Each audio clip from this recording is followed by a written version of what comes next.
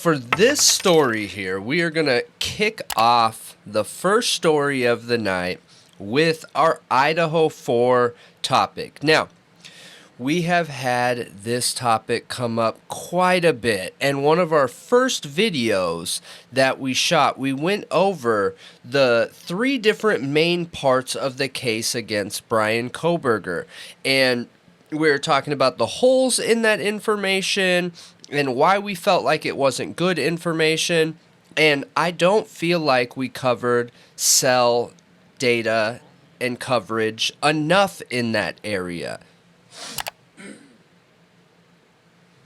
So, tonight I am going to do the absolute best that I can, okay? So, we try really hard here to keep this a talk show, entertaining, where we're volleying conversation back and forth, having a good time with you, you know, out there watching and hopefully talking and thinking along and connecting dots and everything. So, we haven't done an expert video before, so I'm gonna try and give enough information without making it boring, okay? So my background, as if you watch our lives, you will have heard this, but I have been in sales for a very, very, very, very long time, basically my whole career. I thought you were only 29. I am. That is a long time, okay? I am only 29. I've only had 4 29th birthdays, all right? So I have done everything from national sales trainer to regional sales manager to everything in between. And the industry that I've spent the most time in is wireless. Cell phone specific, working directly with businesses and companies in B2B, business to business sales, talking and working directly with towers and the function for their business. So I feel like I have a lot of information on the cell phone topic in the Bryan Kohberger case that a lot of people lean on. I feel like when people respond to our videos, their number one go-to is the cell phone data. And me having the experience that I have, in my opinion, that is the weakest one that they have. Okay. Weaker than everything, okay? And I want to be able to share that with you and explain why, you know, because I don't think people understand that. I think people think because they said they can prove he was there at this time. Most people just believe that because you have a cell phone in your pocket or on your person, that they know where you're at. And that is not the case, okay? So, bear with me. I will try to make it as entertaining as possible, okay?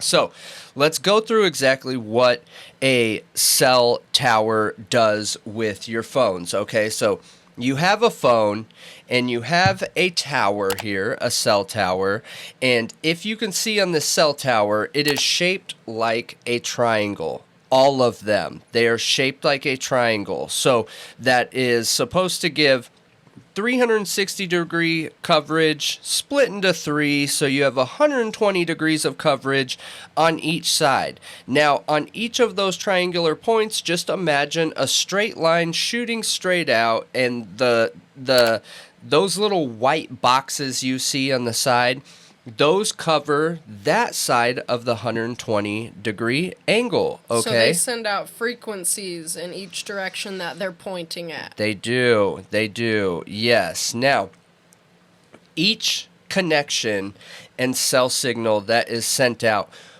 they have technology now, and I'm not going to go in the details, it's super boring, but they have technology how multiple phones can be connected to one frequency point, one wave frequency, okay? You have multiple frequencies, you have 3G, 4G, and 5G frequencies. And the important thing here is that the lower the frequency, the further it goes. So like you'll have 3G data, which will have a shorter wave, which will go, you know, up to like 20 miles out or something like that. But then you have 5G, which most phones are going to, and why there's so many more towers, which does this pattern really high, really fast. Now, A 5G connection can only go about at its maximum at a full strength tower 5 to 6 miles. That is it. 5 to 6 miles from the tower. In comparison to 20 miles, that is not much, you guys. And that's what gives you really fast download speeds. That's what all the phones are moving to and everything like that. I'm giving you in a perfect world coverage here too. There's a lot of other factors that mess with that, like landscape, if there's mountains, buildings, what that Weather. building was built with, if it has copper in it. Copper is horrible for cell signal, blocks all frequency, weather and the electricity in the air and all these other factors that come into play, okay? Now, with that, those cell towers, right? The ideal makeup of what cell phone companies are going to is, how honey looks, how you have like the hexagon or octagon, what's it called? Is it the six The side? honeycomb? Yeah, like that's what all cell phone companies are trying to build. Oh, is instead of the triangle? No, not a no. It doesn't have the Instead shape of. of the tower. No, you're mistaking the grid. So they're trying to set up a grid across the U.S. in hexagon or honeycomb-like shapes to give the best coverage to everybody, all right? Now, Isn't it in an octagon? it's not an octagon. It's 6 sides, whatever 6 is. I think it's hexagon. Yep, I think it's hexagon. ADHD moment. So this is an interesting point, though. So almost all cell towers supply all cell phone companies, you guys. Now, I'm sure you've been driving down the road, and these cell phone companies prefer to put these cell phone towers next to highways because people are traveling, and they're traveling at very fast speeds, and that's most likely when you're going to get disconnected, driving down the freeway at a really high speed and moving from tower to tower. So when you look at these towers, you're going to see, and you guys will see a picture here, and I'll try to explain for the audio listeners. You'll see a row of those white bars at the top, then you'll see another one under it, then you'll see another one under it, sometimes you'll see some more under that. More than likely, that is, each row is one company. So you'll have like, let's just pretend Verizon owns this tower. You'll have Verizon at the top because the height is going to give you the best coverage. It's the most likely to go over landscape issues, over building issues, things like that. Then let's say you have AT&T below it, and then T-Mobile under that, right? Now, these bars, you guys, are also angled down. So if you're looking at one on the tower like this, it is angled down intentionally because they'll have these big circular things on the tower that connect to the next closest tower. In case that tower goes down with the landlines underneath it, it can get service from the next closest tower, but the bars that actually supply service to the phones are angled down in a way they don't interfere with other towers. So you'll have 2 towers with the bars angled like this to where they overlap just a little bit at the bottom. Now that's in a perfect world. Now, when you have a tiny town and these towers cost cell phone companies millions of dollars, they will do the best they can and try and minimize the cost until there is more of a reason to invest money in that area, because metro areas make the most money and it's easier for them to use towers that are already there and just put more capacity on them, okay? So, I feel like that's a good explanation, right? Yeah. Now, let's move to triangulation, and this is really important, you guys, because this is what police use to tell you where someone is at, okay? And we've heard time and time again that, and this is my biggest argument, but we've heard time and time again that they know Bryan was driving past the house, okay? I'm saying it's not possible because they don't have enough towers in Moscow to be able to do that, all right? Now, here's the interesting thing. So on those white bars on the towers, there is no way to tell where you're at, okay? So they have a couple identifying factors that can roughly give them an idea of where you're at. So those big white bars, remember we talked about the triangle, and each side covers 120 degrees on that tower. So they'll be able to know which side of the tower you're connected to because they can tell which bar you're connected to. Then what they can tell is the strength of your connection with the tower, okay? And that's important because that gives them a rough estimate of where you're at, roughly, okay? Yeah. They can't tell exactly your placement. You could be on any one of those white bars on that side, and they wouldn't be able to tell exactly where you're at. It's just a rough guesstimation. Now, when your phone is talking to a tower, it's focusing on the frequency to it and back, right? Pretend you're talking on the phone or using data or using Spotify or using YouTube, whatever. It has data going to the phone, and if you're talking, then sending it back. Mm-hmm. Now, the science behind that is RTT, round trip time. This is how they're able to tell exactly, or not exactly, but roughly where you're at, all right? So I took down a couple numbers here to give you an understanding. Let's say you're by a tower. Let's say you're 900 feet from a tower. Then your round trip time on that frequency when you're on a call for the data going to your phone and back to the tower is roughly 3 seconds to 6 seconds. Roughly, super roughly, okay? Now, I want you guys to consider something. We just said 900 feet from the tower, roughly 3 to 6 seconds. 3 to 6, that gives a spread of 50%, you guys. So, because there's at least 3 seconds time and could be up to 6 seconds time, okay? Okay. So, you could technically be anywhere from 900 feet to 1,800 feet in a 3 to 6 second RTT. Does that sound accurate? That's a pretty big difference. That's 3 football fields. That's based off of one tower going in one direction because they can't the triangulate. RTT, round trip. Yes, right. Yep. So that is one tower going in one direction, okay? Now, when we look at someone who's 1,500 feet away, okay, that RTT time will be roughly between 8 and 12 seconds, okay? So you have a 30% spread there on that. So technically that you could be anywhere from 1,500 feet to, 2,450 feet, I think is what it ends up coming out to, right? Or 2,250.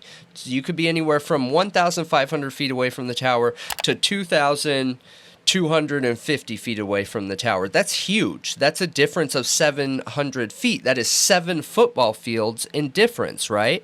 So how are they able to pinpoint exactly where you're at? When you're looking at 7 football fields, you're starting to get up into the measurements of miles of difference.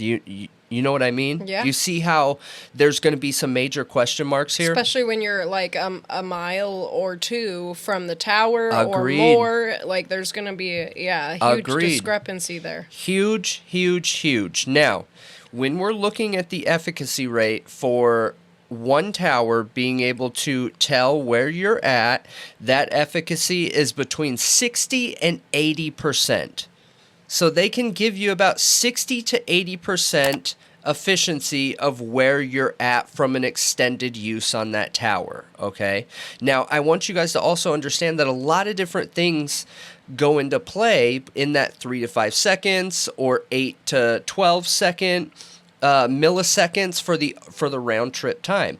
That is determined based on the cell phone's strength. So, again, looking back on all the different things can affect it. Weather, your SIM card, the operating system on your phone. If you have a phone that's broken, the antenna is damaged, that is going to change that RTT time. If you have a flawed or damaged SIM card, that's going to change and alter that RTT time, and it might make your phone less reliable to that connection, okay?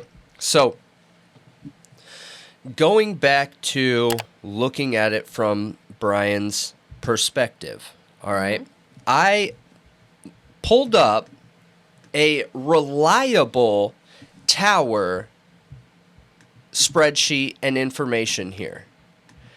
And I took a bunch of pictures. So there are 3 towers in the Moscow area, 3 official cell phone towers in the Moscow area. There's this argument that there's only 1, right? Well, there's 3 official towers. One of them is at 608 Residence Street in Moscow, Idaho. And it says the antenna height is 27.4 meters, so roughly 60 feet. That is not a very high tower, you guys. A high tower for cell phones is hundreds of feet up.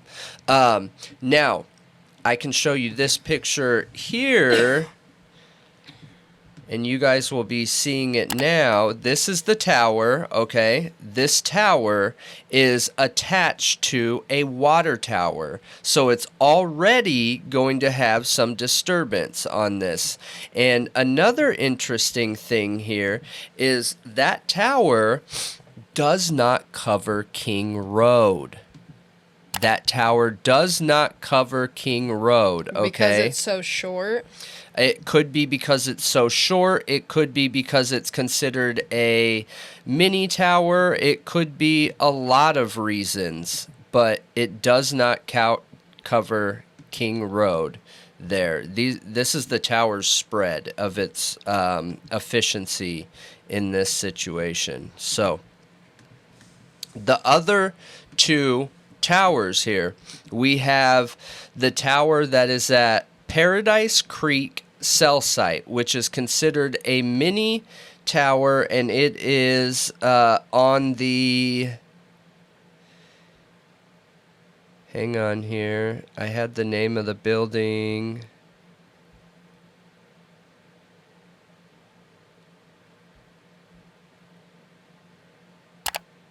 It's Theophilus Tower.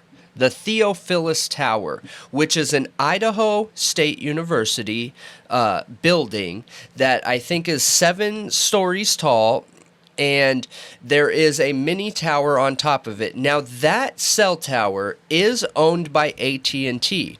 That is a tower that would cover that area, okay? And that is one that we could look at. This is the coverage for it here, right there. So where's 1122? 1122 is right down here. Well, that doesn't look like it covers it. It does. It does just barely. It covers right on the very edge. Now, the cell tower that we were just looking at is this one right here. This one does not go down there. This is the water tower cell phone tower. Okay. So, Theophilus Tower is dorms. Yep. This is it right here. It's dorms. For the college. Okay. I was just curious what it was.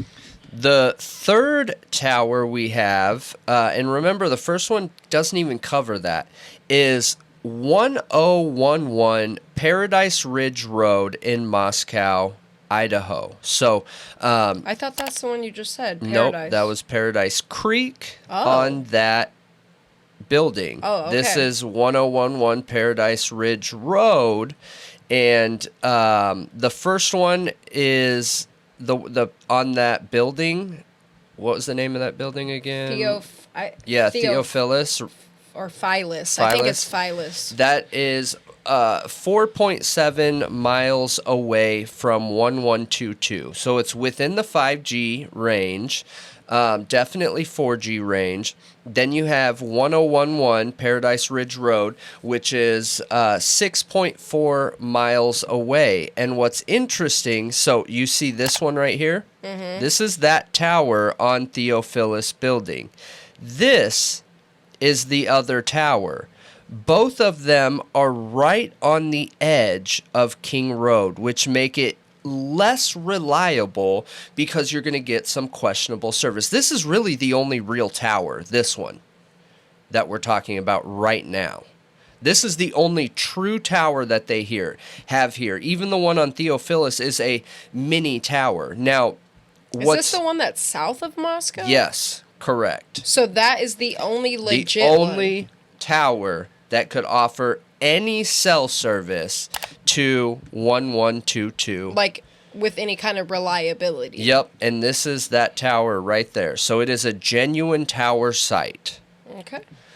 And both of those towers are owned by AT&T. However, all service providers can use them. Normally, it's just AT&T that is at the top, the very top of it there. But here is, so that you guys understand here, there are actually like 20 towers in the Moscow area. I don't want people to get confused by this because I used a check that I can't post any of those pictures. I probably shouldn't even talk about it, honestly, just from being in wireless. That shows you every tower of all providers. So it's going to show you all the Verizon towers, all the AT&T towers, all the T-Mobile towers, all the broadband internet towers. It's going to show you every single tower. And there's like 30 towers in the area, in the Moscow area. But you got to understand that out of those 30, there are only 3 that can be used by cell phone companies. The rest of them are used for emergency services. They're all blocked lines. They're what you call XCO, I think is what it is. I hope I'm saying that right, which is basically a closed line of data that is secured for emergency services. And all of these, all those red ones right here that you're seeing, that's what those are. They are closed service bands, and most of those, like 95% of them in the Moscow area, are Verizon towers, because Verizon is like the company that works with business. Other cell phone companies are trying to be competitive, but right now it's mainly just Verizon, okay? So let's go back to looking at the cell connection. So we know that one tower isn't really reliable with Bryan. So you will get a 120 degree on one side, and you'll get a rough guesstimate of the strength of service or the round trip time of the frequency from the cell phone that will give them an estimate of that area. Now, those two towers, those two AT&T towers, they do overlap over 1122, okay? But what sucks here is they aren't overlapping in a way that's triangulating them. They're overlapping spread apart from each other. So one of them is right on the edge of service while the other one's right on the edge of service. So it's going to be very hard he would have to be at just the right spot south of 1122 in order to be picked up by both of those towers. Well, isn't that funny that when they say his phone turned off, okay, at like 2 something in the morning, 2:47 I think is what it was, and then he goes off the grid, okay, and then I don't remember what time it was, but after the murders, so I'm thinking it's like 5 something in the morning, they get him south of Moscow on that tower. Yep, on that tower. Yep. Interesting. They didn't pick him up until he was south of Moscow. Yeah, and the first tower we talked about that's on that water tower, that water tower does not overlap over the 1122 house. So that one cannot be used to triangulate. That's why I was explaining the white bars on top. If that tower has white bars shooting out, then they are angled heavily towards the ground because there's some sort of interference right there that the company felt like it wasn't beneficial for them, customers, or anybody to have that service going out further. Now, you guys got to remember, too, that not every cell tower is the same strength. It's not like a one-size-fits-all where you have this giant cell tower like this that will cover 20 miles, of coverage for customers, and that's how all cell towers are. That's not how it works. Like, look at these pictures here and the difference of coverage. Look at that. And then look at. So unreliable in the difference, and that's a ton of different factors that takes into account landscape, that takes into account what interference can be caused with that tower. And just remember, some of those other towers that you're hearing or looking at that you might see on other websites are not actual towers that could be used for triangulation. Yeah, that's a good point, because I've looked it up before. And I wondered, because they don't really show you like where it covers exactly. Correct. They just, you just see them in the area, and I think most people would assume, oh, it's in Moscow city limits, so that means it covers everywhere in Moscow. Yes. No.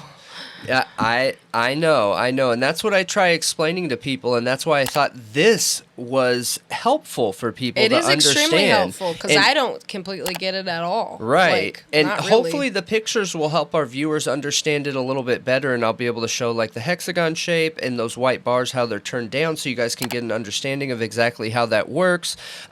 So a good example in comparison is the YNW Melly case, you guys, and when you watch the YNW Melly case, they can literally see him walking around a car. Like, that's how pinpointed it is. Now, all they have to use is 3 different towers that are in a triangle-shaped pattern and have 3 overlapping frequency ranges. Then they're able to see the difference in strength and movement to tell exactly where you are. So, just imagine looking at this map where these are and using a protractor and knowing that, okay, Tower 1, we know that he is on the east side of the 120-degree side, right? And he is roughly 3 to 5 RTTs, milliseconds, out, which would put him about 700 or 300 to 700 feet away from the tower,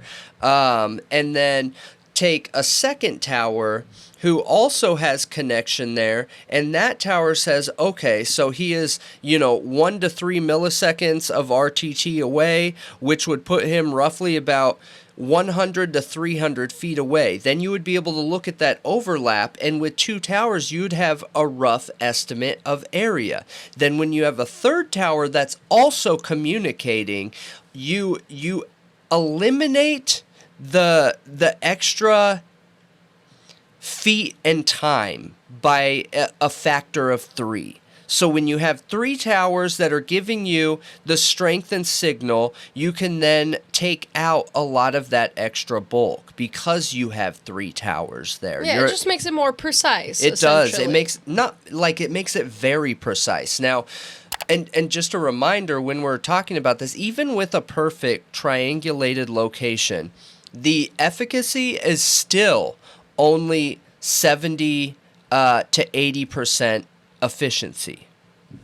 With 3 towers? With 3 towers, it is only 70 to 80% efficacy in these situations. So in the YNW Melly case, did they use 3 towers, or did they use more than 3 towers? So based on what I was watching in the trial and what was being said by the attorneys, we were told that he was never under any less than 10 towers.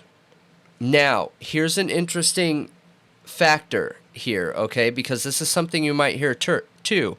There are cell phone mini sites. So, I wish I had the mini tower here. So we had this box, okay? I had this box that was about this wide and like this and about this tall that could connect a low amount of devices in the general area. All I do is plug it in. It has the software and the hardware in it to basically suck cell phone signal into it and push it out really strong in a very small area. Those technically could be used to help triangulate, but like you would have to be stationary around one of those things, okay? Now, in a heavily populated area like a metropolitan area where Melly was, those can be used a much more efficiently. In a place like this, in Moscow, Idaho, it cannot be. So Bryan was driving long distances. So the cell phone coverage, there is no way, you guys. It is impossible for that to be pinpointed, precise, and reliable. The only way, okay, and maybe we could do a different video on this. I don't want to get into it too much now. The only way, which we know isn't the case, is his phone was turned off, okay? Unless he has some kind of software in his phone that keeps apps running in the background even when his phone is off, which I highly doubt anything like that. GPS location is 90% efficiency. Triangulation is 70 to 80% efficiency. Satellite GPS location is 90% efficiency. But in order to have that, you have to have multiple apps on. You have to have your GPS on. You have to have the setting turned on that apps are allowed to run in the background, and apps can have access to your GPS in the background. And then those apps can run off of satellite towers that give additional support. Now that is 90% efficiency, and a good example of that is in the Murdaugh case. You remember all the point of contention with her phone when it was found thrown off in the side of the road or whatever, and that FBI agent that the prosecution said was friends with Murdaugh said turn off the phone.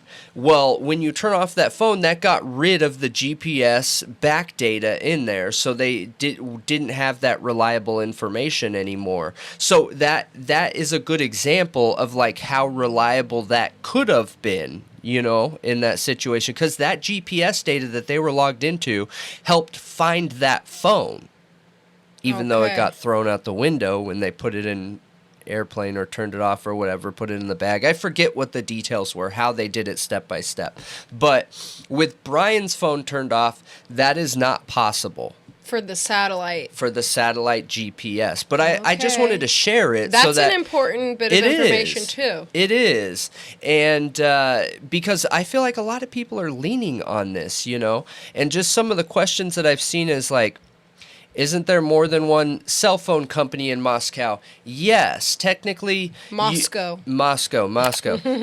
So, yes, but remember, both of these towers that we've been talking about, the third one is null and void. It doesn't matter because it doesn't cover down to King Road, so it's impossible for that data to be used. These two cell phone towers are both owned by AT&T, and both have Verizon, AT&T, and T-Mobile on it. Everybody uses everybody's towers. The tower priority, so if it's owned by AT&T, AT&T is going to have the highest spot, which has more than likely the best signal in that area. So yeah, it's like they buy in, like, you know what I mean? Yes. To put it on their tower that already exists there. Like, it makes sense. And you can see the coverage here, too. And this is interesting, these coverage maps, which I can show you here. If this is Verizon's, okay, this says there is no 5G in Moscow. None for Verizon. None. Zero. They have no 5G connection. Okay. Oh. Yep. This is AT&T's. So they do have 5G. They do have 5G with AT&T. And here is T-Mobile's. They have 5G ultra capacity. For half of it, the half of where those towers are. There's a tower here, remember? Yeah. And this tower is owned by T-Mobile. And then there's some towers right here that are owned and ran by T-Mobile. On this side of Washington, they're T-Mobile towers. These are the AT&T towers. So, but T-Mobile has 5G. Verizon does not. So I thought that was super interesting because that shows that they don't have as deep of coverage there that everyone would have liked to see in order to have reliable triangulation. You know what I mean? Yeah. Even looking at the coverage for AT&T and T-Mobile, that is not a reliable 5G map.